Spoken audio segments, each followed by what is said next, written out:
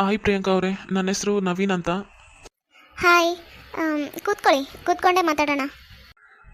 ಏನಪ್ಪ ಮಾತಾಡೋದು ಈ ಹುಡುಗಿ ಜೊತೆ? ನನಗಂತೂ ಒಂಥರ ಭಯ ಆಗ್ತಾ ಇದೆ, ಒಂಥರ ನರ್ವಸ್ ಫೀಲ್ ಆಗ್ತಾ ಇದೆ. ಯಾಕೆ ಹಿಂಗೆ ಆಗ್ತಿದೆಯೋ, ಏನು ಮಾತಾಡಲಿ ಈಗ? ಏನು ಯೋಚನೆ ಮಾಡ್ತಾ ಇದ್ದೀರಾ?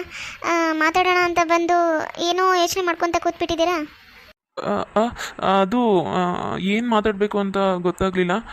ಮೊದಲು ನಿಮ್ಮ ಬಗ್ಗೆ ಹೇಳ್ಕೊಂಬಿಡಿ. ಏನಾದರೂ ಕ್ವಶನ್ಸ್ ಕೇಳೋದಿದ್ರೆ ಕೇಳಿ, ಅಥವಾ ನಿಮ್ಮ ಬಗ್ಗೆ ಏನಾದರೂ ಹೇಳ್ಕೊಳ್ಳೋದಿದ್ರೆ ಹೇಳ್ಕೊಳ್ಳಿ. ಮೊದಲು ನೀವೇ ಮಾತಾಡಿ. ಸರಿ, ನನ್ನ ಬಗ್ಗೆನೇ ಹೇಳ್ತೀನಿ ಕೇಳಿ.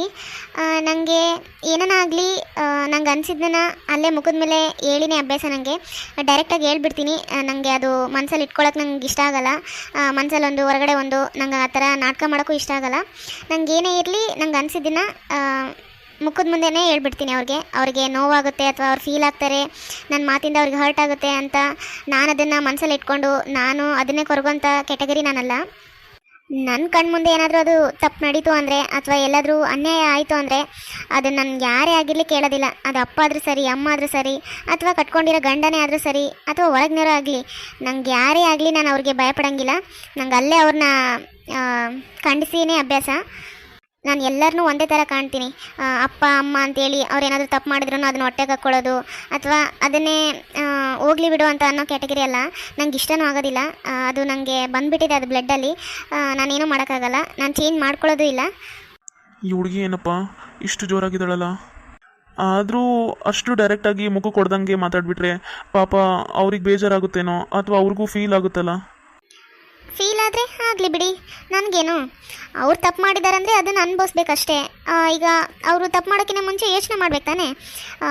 ನಾನು ತಪ್ಪು ಮಾಡಲ್ಲ ಅಂತ ಹೇಳ್ತಾ ಇಲ್ಲ, ಆದರೂ ನಾನು 100% ಪರ್ಫೆಕ್ಟ್ ಆಗಿರೋಕ್ಕೆ ನಾನು ಟ್ರೈ ಮಾಡ್ತೀನಿ.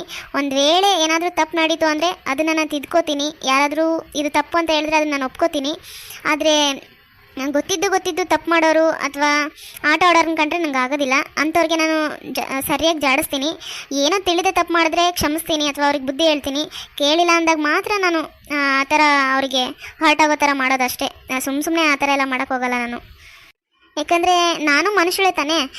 ಯಾರೂ ಪರ್ಫೆಕ್ಟಾಗಿರೋಕ್ಕಾಗಲ್ಲ, ತಪ್ಪು ಮಾಡದೆ ಯಾರೂ ಇರೋಕ್ಕಾಗಲ್ಲ. ಮನುಷ್ಯರ ಅಂದಮೇಲೆ ಎಡವೋದು ಸಹಜ. ಅದು ತಲೆಯಲ್ಲಿ ಇಟ್ಕೊಂಡೆ ನಾನು ಮಾತಾಡ್ತೀನಿ. ಹಂಗಂತ ಕೆಲವರು ಇರ್ತಾರೆ, ಇನ್ನೊಬ್ರಿಗೆ ಹರ್ಟ್ ಮಾಡೋಕ್ಕಂತಲೇ ಹುಟ್ಟಿರ್ತಾರೆ. ಅದೇನೋ ಅವ್ರಿಗೆ ಬುದ್ಧಿನೇ ಇರಲ್ಲ, ಕಾಮನ್ ಸೆನ್ಸ್ ಅನ್ನೋದೇ ಇರಲ್ಲ. ಬಾಯಿಗೆ ಹೆಂಗೆ ಬರುತ್ತೆ ಹಂಗೆ ಮಾತಾಡ್ತಿರ್ತಾರೆ, ಯೋಚನೆ ಮಾಡೋದೇ ಇಲ್ಲ. ನಂಗೆ ಅಂಥವ್ರನ್ನ ಕಂಡ್ರೆ ಮಾತ್ರ ನಾನು ಆ ಥರ ಮಾಡ್ತೀನಿ ಅಂತ ಹೇಳಿದ್ದು. ನನ್ನ ಹತ್ರ ಕರೆಕ್ಟಾಗಿದ್ರಾ ನಾನು ಕರೆಕ್ಟಾಗಿರ್ತೀನಿ. ನನ್ನ ಹತ್ರ ಏನಾದರೂ ಆಟ ಆಡೋಕ್ಕೆ ಬಂದರು ಅಥವಾ ಬಾಲ ಬಿಚ್ಚೋಕ್ಕೆ ಬಂದರು, ಆ ಬಾಲನಲ್ಲ ಅವ್ರ ಕುತ್ತಿಗೆನೇ ಕಟ್ ಮಾಡಿ ಬಿಸಾಕ್ತೀನಿ. ಯಪ್ಪ, ಈ ಹುಡುಗಿ ಏನು ಇಷ್ಟು ವೈಲೆಂಟ್ ಆಗಿದ್ದಾಳಲ್ಲ? ಅಯ್ಯೋ ಪಾಪ, ಹುಡುಗ ಎದ್ರುಕೊಂಡ ಅಂತ ಕಾಣಿಸುತ್ತೆ. ನಾನು ನಿಮ್ಮ ಕುತ್ತಿಗೆ ಕಟ್ ಮಾಡ್ತೀನಿ ಅಂತ ಹೇಳಿಲ್ಲ. ಯಾರು ತಪ್ಪಾಗಿ ನಡ್ಕೋತಾರೋ ನನ್ನ ಹತ್ರ, ಅವ್ರ ಹತ್ರ ಮಾತ್ರ ಆ ಥರ ಮಾಡ್ತೀನಿ ಅಂತ ಹೇಳಿದ್ದು. ನೀವು ಟೆನ್ಷನ್ ಪಡೋ ಅವಶ್ಯಕತೆ ಇಲ್ಲ. ಅಲ್ಲ, ನೀವಿರೋದು ಸರಿನೇ, ನಿಮ್ಮದು ತಪ್ಪಂತ ಹೇಳಲ್ಲ ನಾನು. ಆದರೂ ಇಷ್ಟು ವೈಲೆಂಟ್ ಆಗಿದ್ದರೆ ಮುಂದೆ ಲೈಫಲ್ಲಿ ಸಮಸ್ಯೆಗಳು ಜಾಸ್ತಿ ಆಗ್ತವೇನೋ ಅಂತ ನಂಗೆ ಅನಿಸ್ತಾ ಇದೆ ಆ ಥರ. ನನಗೇನಾದರೂ ಪ್ರಾಬ್ಲಮ್ಸ್ ಬಂದರೆ ನೀವಿದ್ದೀರಲ್ಲ ನೋಡ್ಕೊಳ್ಳೋಕ್ಕೆ. ನೀವು ಗಂಡ್ಸಲ್ವಾ? ನನ್ನ ಮದುವೆ ಆಗಿದ್ದೀರಾ ಅಂದಮೇಲೆ ನನ್ನ ಜವಾಬ್ದಾರಿ ಎಲ್ಲ ನಿಮ್ಮದೇ ಅಪ್ಪ. ನನ್ನಾಗಲಿ ನನಗೆ ಬರೋ ಪ್ರಾಬ್ಲಮ್ಸ್ ಆಗಲಿ ಎಲ್ಲನೂ ನೀವೇ ನೋಡ್ಕೋಬೇಕು ತಾನೆ. ಹೌದು, ನಾನೇ ನೋಡ್ಕೋಬೇಕು. ಸರಿ, ನನ್ನ ಬಗ್ಗೆ ಎಲ್ಲ ಆಯಿತು. ಇನ್ನು ನಿಮಗೆ ಗೊತ್ತಿರೋದೆ, ನಮ್ಮ ಮನೇಲಿ ನಾನು, ಅಪ್ಪ, ಅಮ್ಮ ಇಷ್ಟೇ 3 ಜನ ಇರೋದು. ನಿಮ್ಮ ಬಗ್ಗೆ ಹೇಳಿ, ನೀವು ಯಾವ ಥರ, ಅಥವಾ ನಿಮ್ಮ ಫ್ಯಾಮ್ಲಿ ಬಗ್ಗೆ ಏನಾದರೂ ಹೇಳಿ. ನನ್ನ ಬಗ್ಗೆ, ನಮ್ಮ ಫ್ಯಾಮ್ಲಿ ಬಗ್ಗೆ ಅಂದರೆ, ನಾನು 2ನೇ ಮಗ, ನಮ್ಮ ಅಣ್ಣ ಆನಂದು 1ನೇ ಮಗ, ಮತ್ತು ನನಗಿಬ್ಬರು ತಂಗಿರಿದ್ದಾರೆ. ನಮ್ಮ ಅಣ್ಣಂಗೆ ಮದುವೆ ಆಗಿದೆ, ನೀವೇ ನೋಡಿದ್ರಲ್ಲ, ಪಾರ್ವತಿ ಅವರು ನಮ್ಮ ಅತ್ತಿಗೆ. ಇನ್ನು ನಮ್ಮದು ಮಿಡಲ್ ಕ್ಲಾಸ್ ಫ್ಯಾಮ್ಲಿ. ನೀವು ನೋಡಿದ್ರೆ ಇಷ್ಟು ರಿಚ್ ಆಗಿರೋ ಫ್ಯಾಮ್ಲಿಯಿಂದ ಬಂದಿದ್ದೀರಾ. ನೀವು ನಮ್ಮ ಫ್ಯಾಮ್ಲಿಲಿ ಅಡ್ಜಸ್ಟ್ ಆಗ್ತೀರಾ ಇಲ್ವಾ ಅಂತಲೇ ಅರ್ಥ ಆಗ್ತಾ ಇಲ್ಲ. ನಮ್ಮದು ಮಿಡಲ್ ಕ್ಲಾಸ್ ಫ್ಯಾಮ್ಲಿ ಅಲ್ವಾ, ಹಂಗಾಗಿ ಪ್ರತಿಯೊಂದಕ್ಕೂ ಎಲ್ಲನೂ ಅಡ್ಜಸ್ಟ್ ಮಾಡ್ಕೊಂಡು ಹೋಗ್ತಾ ಇರಬೇಕಾಗುತ್ತೆ. ನೀವು ನೋಡಿದ್ರೆ ಇಷ್ಟು ಆರಾಮಾಗಿ ಸುಖವಾಗಿ ಬೆಳೆದಿದ್ದೀರಾ. ನೀವಲ್ಲಿ ನಮ್ಮ ಮನೇಲಿ ಇರೋಕ್ಕಾಗುತ್ತಾ ನಿಮಗೆ? ಇಲ್ಲಿ ನೋಡಿ, ನಾನು ನಮ್ಮಪ್ಪಗೆ ಆಗಲೇ ಮಾತು ಕೊಟ್ಟಾಗಿದೆ. ನೀವು ಯಾರನ್ನ ತೋರಿಸ್ತೀರೋ, ನೀವು ಯಾರನ್ನ ಹೂ ಅಂತೀರೋ ಅವ್ರ ಜೊತೆನೇ ನಾನು ಮದುವೆ ಮಾಡ್ಕೋತೀನಿ ಅಂತ.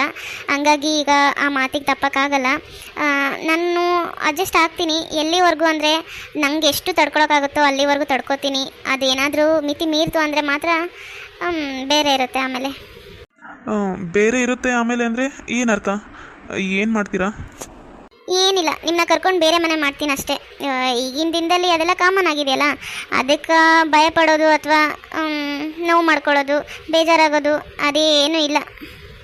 ನನ್ನ ಒಪಿನಿಯನ್ನ ನಾನು ಡೈರೆಕ್ಟಾಗಿ ಹೇಳಿದ್ದೀನಿ. ನಾನು ಯಾವುದೇ ಮುಚ್ಚುಮರೆ ಇಲ್ಲದೆ ಎಲ್ಲನೂ ಮಾತಾಡಿದ್ದೀನಿ ನಿಮ್ಮ ಹತ್ರ.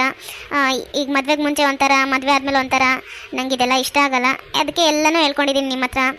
ನಿಮಗೆ ಇದೆಲ್ಲ ನನ್ನ ಒಪಿನಿಯನ್ಸ್ ಎಲ್ಲ ನಿಮ್ಗೆ ಇಷ್ಟ ಆಗಿದ್ರೆ ಅಥವಾ ನಾನು ಇಷ್ಟ ಆಗಿದ್ರೆ ಹಂಗಾದರೆ ಓಕೆ ಹೇಳಿ, ಇಲ್ಲಾಂದರೆ ಏನು ಪ್ರಾಬ್ಲಮ್ ಇಲ್ಲ, ಇಷ್ಟ ಇಲ್ಲ ಅಂತಲೇ ಹೇಳಿ. ಇದ್ರ ಮೇಲೆ ನಿಮ್ಮ ಇಷ್ಟ, ನಿಮ್ಗೆ ಇಷ್ಟ ಇಲ್ಲ ಅಂದರೆ ಹೋಗ್ಬೋದು. ಆದರೂ ಏನೇ ಹೇಳಿ, ಈ ಹುಡುಗಿ ಒಂಥರ ಓಪನ್ ಮೈಂಡೆಡು, ಆ ಥರ ನಂಬೋದು, ನಂಬಿಕಸ್ತಳು ಅಂತ ಅನಿಸುತ್ತೆ. ಈ ಥರ ಇರೋರೇ ಮುಚ್ಚುಮರೆ ಇಲ್ಲದೆ ಎಲ್ಲನೂ ಹೇಳ್ಕೊತಾರೆ. ನಂಗೆ ಈ ಥರ ಇರೋರೇ ಇಷ್ಟ ಆಗೋದು. ಪರವಾಗಿಲ್ಲ, ನಾನ್ ಸಾಫ್ಟ್ ಆಗಿದ್ರೂ ಹುಡುಗಿನಾದರೂ ಸ್ವಲ್ಪ ಖಾರವಾಗಿರ್ಬೇಕಲ್ಲ, ಆವಾಗಲೇ ಜೋಡಿ ಚಂದ ಅನ್ಸ್ಕೊಳ್ಳೋದು. ಎಲ್ಲನೂ ಇದ್ದಿದ್ದಂಗೆ ಹೇಳ್ಕೊಂಡಿದ್ದಾಳೆ ಪಾಪ. ನನಗೇನೋ ಒಳ್ಳೆ ಹುಡುಗಿ ಅಂತಲೇ ಅನಿಸ್ತಾ ಇದೆ, ಆದರೆ ಸ್ವಲ್ಪ ಜೋರಿದ್ದಾಳೆ ಅಷ್ಟೇ. ಹಂಗೂ ಹಿಂಗೂ ಮಾಡಿ ಸರಿ ಮಾಡ್ಕೋಬೋದು ಮುಂದೆ ಹೋಗ್ತಾ ಹೋಗ್ತಾ. ನನಗೇನೋ ಓಕೆ ಅನ್ನಿಸ್ತಿದ್ದಾಳೆ. ಓಕೆ ಅಂದ್ಬಿಡ್ಲಾ? ಪ್ರಿಯಾಂಕಾ ಅವರೇ, ನನಗೇನೋ ನೀವು ಇಷ್ಟ ಆದ್ರಿ, ನಿಮಗೂ ನಾನು ಇಷ್ಟ ಆದ್ನಾ? ನೀವು ಇಷ್ಟ ಆದರೂ ಇಷ್ಟ ಆಗದೆ ಇದ್ರು ನೀವು ಪಾರ್ವತಿ ಅವ್ರ ಮೈದ್ನ ಅಲ್ವಾ, ಹಂಗಾಗಿ ಅದಕ್ಕೋಸ್ಕರನಾದರೂ ನಿಮ್ಮನ್ನ ಮದುವೆ ಮಾಡ್ಕೋತೀನಿ. This is too much Priyanka ಅವರೇ. ಏನಿದು? ಯಾರ್ದು ಮೈದ್ನ, ಯಾರ್ದು ಭಾವ, ಯಾರ್ದು ತಮ್ಮ, ಯಾರ್ದು ಅಣ್ಣ ಅಂತೇಳಿ ನನ್ನ ಮದುವೆ ಆಗೋದಲ್ಲ. ನಾನು ನಿಮ್ಗೆ ಇಷ್ಟ ಆಗಬೇಕು. ನನ್ನ ಗುಣ ನಾನು ನಿಮ್ಗೆ ಇಷ್ಟ ಆದರೆ ಮಾತ್ರ ನೀವು ನನ್ನ ಮದುವೆ ಆಗಬೇಕು. ನೀವು ಹೇಳಿದ್ದು ನಂಗೆ ಇಷ್ಟ ಆಗಲಿಲ್ಲ. ನಿಮ್ಮನ್ನ ಫೋಟೋದಲ್ಲಿ ನೋಡಿದಾಗಲೇ ಒಪ್ಕೊಂಡಿದ್ದೀನಿ. ನೀವಂದರೆ ಸಂಪೂರ್ಣ ಒಪ್ಪಿಗೆ ಇದೆ.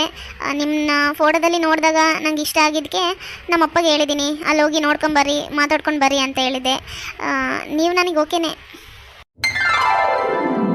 ಈ ಕಡೆ ಇವರು ಫ್ಯಾಮ್ಲಿ ಎಲ್ಲ ಪರಿಚಯ ಮಾಡಿಸ್ಕೊಡ್ತಿರ್ತಾರೆ. ಅಂದರೆ ಮನೆ, ಬೆಡ್ರೂಮ್ಸ್ ಆಗಲಿ, ಹಾಲ್ ಆಗಲಿ, ಕಿಚನ್ ಆಗಲಿ, ಯಾವ್ಯಾವ ಥರ ಇದೆ ಅಂತ ಮನೆಯನ್ನೆಲ್ಲ ತೋರಿಸ್ತಾ ಇರ್ತಾರೆ ಇವರು, ಮೀನಾಕ್ಷಿ ಅವರು. ಮನೆ ಮಾತ್ರ ಜಬರ್ದಸ್ತಾಗಿ ಕಟ್ಸಿದ್ದೀರಾ ನೋಡಿ. ಈ ಮನೆ ಮಾತ್ರ ಯಾವ ಅರಮನೆಗೂ ಕಡಿಮೆ ಇಲ್ಲ, ಆ ಥರ ಕಟ್ಸಿದ್ದೀರಾ ನೀವು. ಅಣ್ಣವ್ರು ಮಾತ್ರ ತುಂಬ ಚೆನ್ನಾಗಿ ಕಟ್ಸಿದ್ದಾರೆ. ಇದು ನಮ್ಮದೇ ಬೆಡ್ರೂಮು. ಇದೆಲ್ಲ ನಮ್ಮದೇ ಬೆಡ್ರೂಮ್ ಆದರೂ ಕೂಡ ಎಲ್ಲ ಪ್ರಿಯಾಂಕದೇ ಪ್ಲ್ಯಾನು. ಯಾವ್ಯಾವ ಥರ ಇರಬೇಕು ಅಂತ ಎಲ್ಲನೂ ಅವಳದೇ ಎಲ್ಲ. ಪ್ರತಿಯೊಂದು ಈ ಲೈಟಿಂಗ್ಸ್ದಾಗಲಿ, ಒಂದು ಕರ್ಟನ್ಸ್ದಾಗಲಿ ಎಲ್ಲಂದು ಅವಳ ಇಚ್ಛೆನೇ. ಹೌದಾ? ಭಾಳ ಚೆನ್ನಾಗಾಗೈತೆ ಮನೆ ಮಾತ್ರ. ಹೊರಗಷ್ಟೇ ಅಲ್ಲ, ಒಳಗೂ ಅಷ್ಟೇ ಚಂದ ಕಾಣಿಸ್ತೈತೆ, ಅಷ್ಟು ಚಂದ ಕಟ್ಸಿರಿ. ನಿಜವಾಗ್ಲೂ ನಮಗಂತೂ ಭಾರಿ ಹಿಡಿಸ್ತು ಮನೆ. ಈ ಕಿತಾಪತಿ ಹೆಂಗಸ್ರು ಎಲ್ಲಿಗೆ ಹೋಗಿದ್ದಾರಪ್ಪ? ಇಬ್ಬರು ಅಕ್ಕ ತಂಗಿರು ಕಾಣಿಸ್ತಾನೆ ಇಲ್ಲಲ್ಲ. ಹಿಂದೆನೇ ಬರ್ತೀನಿ ಅಂತ ಹೇಳಿದ್ರು, ಬರ್ತಾನೆ ಇಲ್ಲ. ಎಲ್ಲಿಗೆ ಹೋದ್ರು? ಹೌದು, ನಿಮ್ಮಿಬ್ಬರು ಮಕ್ಕಳು ಎಲ್ಲಿ ಕಾಣಿಸ್ತಾನೆ ಇಲ್ಲ. ಅವರಲ್ಲೇ ಏನಾದರೂ ಹೊರಗಡೆ ನೋಡ್ಕೊತಿರ್ತಾರೇನೋ, ಬರ್ತಾರೆ ಈಗ ಬಂದರೆ. ಇವರು ಹಂಗೆ ಎಲ್ಲಿ ನಮ್ಮ ಯಜಮಾನ್ರು ಮತ್ತು ಇವ್ರ ಯಜಮಾನ್ರು ಎಲ್ಲ ಅಲ್ಲೇ ಉಳ್ಕೊಂಬಿಟ್ರು. ಅಳಿಯಂದರು ಎಲ್ಲ ಅಲ್ಲೇ ಇದ್ದಾರಲ್ಲ, ಏನೋ ಮಾತಾಡ್ಕೊತ ಇರ್ಬೋದೇನೋ, ಅಲ್ಲೇ ಕೂತ್ಕೊಂಡಿದ್ದಾರೋ ಏನೋ ಗೊತ್ತಿಲ್ಲ. ಬರ್ತಾರೇನೋ ಈಗ. ಸರಿ ಬರ್ರಿ, ಹಂಗಾದ್ರೆ ನನ್ನ ಮಗಳ ಬೆಡ್ರೂಮ್ ತೋರಿಸ್ತೀನಿ, ಹಂಗೆ ಹಾಲು ಅದೆಲ್ಲ ತೋರಿಸ್ತೀನಿ ಬನ್ನಿ. ನಿಜವಾಗ್ಲೂ ನಾನು ಇಂಥ ಮನೇಲಿ ಕಾಲು ಇಡ್ತೀನಂತ ಕೂಡ ಅಂದ್ಕೊಂಡಿರಲಿಲ್ಲ. ಯಪ್ಪ, ಎಷ್ಟು ಚೆನ್ನಾಗೈತೆ ಈ ಮನೆ. ಇನ್ನು ನನ್ನ ಸೊಸೆ ಬೆಡ್ರೂಮು, ಹಾಲು, ಕಿಚನ್ನು, ಇನ್ನು ಈ ಮನೇಲಿ ಎಷ್ಟೆಷ್ಟು ರೂಮ್ ಇದೆಯೋ, ಎಷ್ಟೆಷ್ಟು ಇನ್ನೂ ಎಷ್ಟು ಚೆನ್ನಾಗಿ ಕಟ್ಟಿದ್ದಾರೋ. ಅಪ್ಪ, ನಂಗಂತೂ ತಡ್ಕೊಳಕ್ಕಾಗ್ತಿಲ್ಲ, ಎಲ್ಲ ನೋಡ್ಬರ್ಬೇಕು. ಇದು ನನ್ನ ಮಗಳ ಬೆಡ್ರೂಮು.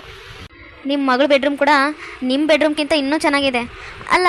ಆದರೂ ಕೊಟ್ಟು ಮನೆಗೆ ಹೋಗಕ್ಕಪ್ಪ, ನಿಮ್ಮ ಮಗಳಿಗೆ ಯಾಕೆ ಇಷ್ಟು ದೊಡ್ಡ ಬೆಡ್ರೂಮ್ ಕಟ್ಸಿದ್ದೀರಲ್ಲ? ಇದೇ ನಿಂಗೆ ಅಂತಿದ್ದೀರಾ? ನಮಗಿರೋದು ಒಬ್ಬಳೆ ಮಗಳಪ್ಪ. ಅವಳ ಖುಷಿನೇ ನಮ್ಮ ಖುಷಿ. ಅವಳಿಗೆ ಹೆಂಗೆ ಇಷ್ಟ ಬರುತ್ತೋ ಹಂಗೆ ಕಟ್ಸ್ಕೊಳ್ಳಿ ಅಂತ ನಾವೇ ಅವಳಿಗೆ ಇಷ್ಟ ಬಂದಂಗೆ ಇರಲಿ ಅಂತ ಬಿಟ್ಟಿದ್ದೀವಿ. ಅವಳು ಕೊಟ್ಟು ಮನೆಗೆ ಹೋಗೋಳು ಅಂತೇಳಿ ಹೆಂಗೆ ಬೇಕೋ ಹಂಗೆ ನೋಡ್ಕೊಳಕ್ಕಾಗತ್ತಾ? ಹೌದೌದು, ನೀವು ಹೇಳೋದು ಸರಿನೇ. ನಿಮಗೇನು 10 ಮಕ್ಕಳಿದ್ದಾರಾ? ಇರೋದು ಒಬ್ಬಳೆ ಮಗಳಲ್ವಾ? ಕರೆಕ್ಟೇ. ಪದ್ಮ ಅವರೇನು ಮಾತಾಡ್ತಾನೆ ಇಲ್ಲ. ನಿಮ್ಗೆ ಇಷ್ಟ ಆಯ್ತಮ್ಮ ಮನೆ? ಹ್ಞೂ ಅಕ್ಕ, ಚೆನ್ನಾಗಿ ಕಟ್ಸಿದ್ರಿ ಆ ಮನೆ, ನಮಗೂ ಇಷ್ಟ ಆಯಿತು. ಈ ಮನೆನ ಇಷ್ಟ ಆಗಿಲ್ಲ ಅಂತ ಯಾರು ಹೇಳ್ತಾರೆ ಹೇಳ್ರಿ? ನೋಡಿದವ್ರು ಯಾರಿಗೇ ಆಗಲಿ ಈ ಮನೆ ಇಷ್ಟ ಆಗುತ್ತೆ. ಅಷ್ಟು ಚಂದ ಕಟ್ಟಿರಿ ಮನೆನೆಲ್ಲ. ಪಾಪ ಅವ್ರಿಗೆ ಮಾತೇ ಬರ್ತಿಲ್ಲ ಅಂತ ಅನಿಸುತ್ತೆ. ಇಂಥ ಮನೆ ಅವ್ರು ಯಾವತ್ತೂ ಕನಸಲ್ಲೂ ನೋಡಿರಲ್ಲ. ಪಾಪ ಹತ್ರದಿಂದನೂ ನೋಡಿದಾರೋ ಇಲ್ಲ ಗೊತ್ತಿಲ್ಲ. ಇವತ್ತೇ ಫಸ್ಟ್ ಅಲ್ಲ ಅವರು ಈ ಥರ ನೋಡ್ತಾ ಇರೋದು. ಹಂಗಾಗಿ ಮಾತು ನಿಂತಂಗಾಗಿರಬೇಕು ಈ ಮನೆ ಎಲ್ಲ ನೋಡಿ. ಅಲ್ಲ, ಬಂದಾಗಿಂದ ನೋಡ್ತಾ ಇದ್ದೀನಿ, ಬರೀ ಚುಚ್ಚಿ ಮಾತಾಡೋದೇ ಆಯಿತು. ಇದ್ರ ಬಾಯಿಗೆ ಒಂದು ನೆಟ್ಟಿಗೆ ಬರೋಂಗಿಲ್ಲ ಅಂತ ಅನ್ಸುತ್ತೆ ಮಾತು. ಈಕೇನು ದೊಡ್ಡ ಹುಡ್ತಾನೆ ಅಗರ್ಭ ಶ್ರೀಮಂತಳಾಗಿ ಹುಟ್ಟಿ ಬಂದಾಳ ಅನ್ನಂಗೆ ಮಾಡ್ತಾ ಇದ್ದಾಳೆ. ಇರಲಿ, ಈ ಬೀಗ್ರ ಮುಂದೆ ಎಲ್ಲ ಮರ್ಯಾದೆ ತೆಗೆದು ಸರಿ ಅನ್ಸಲ್ಲ. ಅಲ್ಲ, ನಾನು ಈ ಥರ ಸೊಕ್ಕಿಂದ ಮಾತಾಡಬಾರ್ದು, ಆದರೂ ಈಕಿನ ಸೊಕ್ಕು ನೋಡಿದ್ರೆ ನನಗೆ ಸುಮ್ಮನೆ ಇರೋಕ್ಕಾಗ್ತಾ ಇಲ್ಲ. ಈಗೇನು ದೊಡ್ಡ ಶ್ರೀಮಂತಲೇನಲ್ಲ, ಇವ್ರ ಮನೆ ನಾನು ನೋಡಿನಲ್ಲ, ಮಾಮೂಲು ಮಿಡಲ್ ಕ್ಲಾಸ್ ಮನೆ ಎಲ್ಲ ಬಾಡಿಗೆ ಮನೇಲಿದ್ದಾರೆ. ಆದರೂ ಇನ್ನೊಬ್ಬರನ್ನ ಈ ಥರ ಅಂಗಿಸಿ ಮಾತಾಡೋದು, ಅವರೆಲ್ಲಿ ಕಂಡಿಲ್ಲ ಅನ್ನೋ ಥರ ಮಾತಾಡೋದು ಎಷ್ಟು ಸರಿ? ಅಲ್ಲ ಅನ್ಪೂರ್ಣ ಅವರೇ, ನೀವು ಈ ಥರ ಮನೆನೆಲ್ಲ ಇದೇ ಮೊದಲನೇ ಸಲ ನೋಡ್ತಾ ಇದ್ದೀರಾ ಅಂತ ಅನಿಸ್ತಾ ಇದೆ ನನಗೂ. ನೀವೆಲ್ಲಾದರೂ ನೋಡಿದ್ರಾ ಈ ಥರ ಮನೆನ, ಅಥವಾ ಹೋಗಿದ್ರಾ ಇಂಥ ಮನೆಗೆಲ್ಲ ಯಾವಾಗನ? ಅದು ಹೋಗಿದ್ದೆ. ನನ್ನ ಮಕ್ಕಳೆಲ್ಲ ಇದ್ದಾರಲ್ಲ, ಅವ್ರಿಗೂ ದೊಡ್ಡವರೆಲ್ಲ ಪರಿಚಯ ಇದ್ದಾರಲ್ಲ, ಯಾವಾಗನ ಅವ್ರದ್ದು ಇದೇನೋ ಕಂಪ್ನಿದು ಏನಾನ ಮೀಟಿಂಗ್ ಅಂತಿದ್ದಾಗ ಫ್ಯಾಮ್ಲಿನ ಕರ್ಕೊಂಬರ್ರಿ ಅಂದಾಗ ಹೋಗಿದ್ದೆ. ನೋಡಿನಿ. ಅಂದರೆ ಒಳಗೆಲ್ಲ ಹೋಗಿಲ್ಲ, ಅಷ್ಟೇ ಹೊರಗಡೆನೇ ಎಲ್ಲ ನೋಡ್ತಿದ್ವಿ, ಅವ್ರ ಮನೆ ಎಲ್ಲ ಹೆಂಗಿದಾವ ಅಂತ ಅಷ್ಟೇ ನೋಡ್ತಾ ಇದ್ವಿ. ಯಾಕೋ ಅತ್ತಿಗೆಮ್ಮ ಗರಂ ಆದಂಗೆ ಕಾಣಿಸ್ತೈತೆ. ನಡೀರಿ ಅದಕ್ಕೆ ಬೇರೆ ಹಾಲು ಕಿಚನು ಅದೆಲ್ಲ ತೋರ್ಸಂತ ಬರ್ರಿ, ಮತ್ತೆ ಟೈಮ್ ಆಗಿಬಿಡುತ್ತೆ.